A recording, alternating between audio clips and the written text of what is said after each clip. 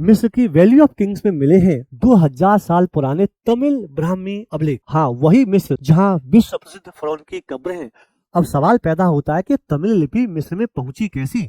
तो ये अभिलेख मेरे प्यारे दोस्तों फर्स्ट सेंचुरी से लेकर के थर्ड सेंचुरी एडी के माने जा रहे हैं। उस समय हमारे भारत में संगम युग चल रहा था। इसका मतलब ये है कि उस समय दक्षिण भारत के व्यापारी केवल भारत तक सीमित नहीं थे, वो विदेशों में भी व्यापार करते थे।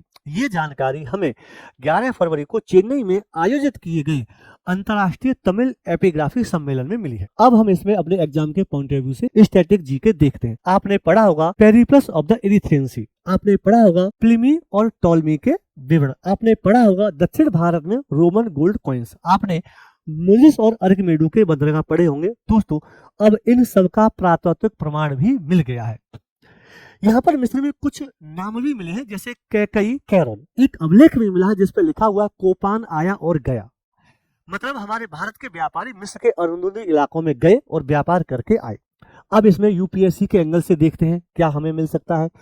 प्रीलिम्स में इसमें करंट अफेयर हिस्ट्री को जोड़ करके प्रश्न पूछा जा सकता है। मेंस में जीएस के फर्स्ट पेपर में हिस्ट्री और करंट अफेयर को जोड़ करके प्रश्न पूछा जा सकता है।